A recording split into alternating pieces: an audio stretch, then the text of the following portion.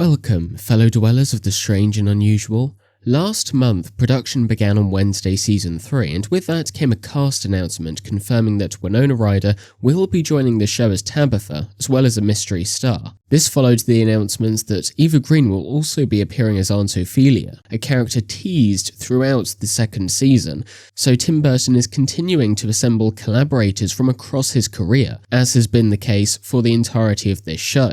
On the one hand, I am over the moon that we get to see Eva Green and Winona Ryder in another Tim Burton project, and I have no doubts their performances will be excellent. Both excel at playing characters that are far from ordinary, meaning they should fit into Wednesday seamlessly. Winona and Jenna also recently starred together in Beetlejuice. However, and this is the point I really want to delve into in this video, this could be a red flag, a sign of things to come. Let me explain. With Stranger Things having recently ended, Wednesday is now the main flagship show for Netflix, with Wednesday Season 2's viewership even beating that of Stranger Things Season 5. This transition in focus can also be symbolised by Winona Ryder's casting, as she will soon have appeared in both shows. As I've mentioned, in isolation, Eva Green and Winona Ryder joining the show is something I'm excited about, but it could also hint that the production's focus is slightly askew.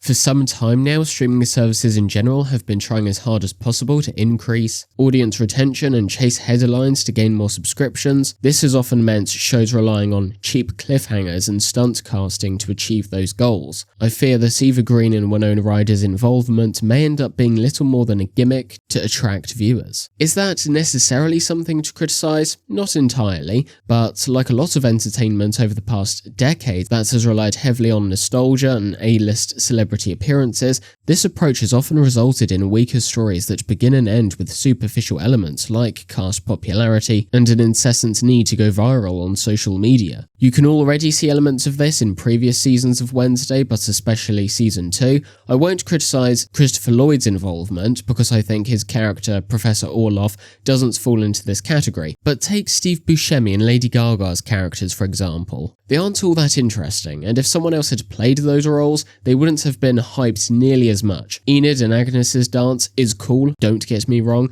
but Gaga really didn't need to be promoted as heavily as she was. Before Season 2 Part 1 even dropped, all Netflix and the fans could talk about was, who is Lady Gaga playing and when is Lady Gaga going to show up? And let's be honest, her role, which is limited to only a couple of scenes, even considering her behind-the-scenes contribution with the song, is so minimal that she might as well have not have appeared at all. But she's a huge name who brings viewers in and generates discussion across social media, so this is why stunt casting and headline chasing may be good for business from Netflix's perspective, but when it comes to actual entertainment value, these choices can diminish it. I don't want our entertainment to have an expiration date of 1 week where people jump on the hype train and then forget about the film or show entirely a few days later. If you rewatch Wednesday Season 2, that initial anticipation, the excitement of seeing Gaga or other big actors appear, simply isn't there anymore because you already know the full extent of their involvement, and most of them barely have any. There are films and shows made 50, 60, even 70 years ago that people are discovering today, and enjoying just as much as audiences did when they first released. Wednesday is, overall, a highly energetic and enjoyable show,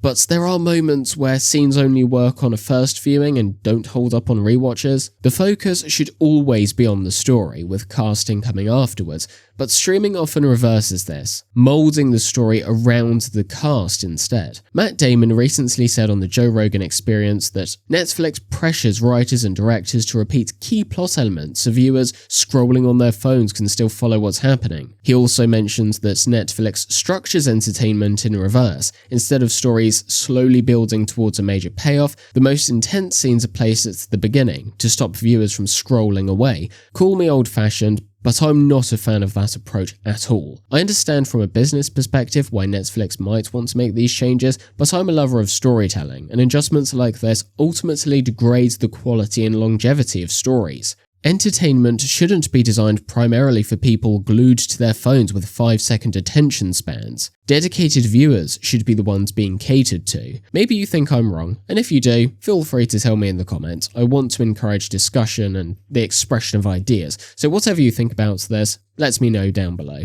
Putting this note of caution aside, I'm still glad Eva Green and Winona Ryder are working with Tim again. Don't forget to like, subscribe, and hit the bell icon for more deep dives into the world of Tim Burton. Thanks for watching.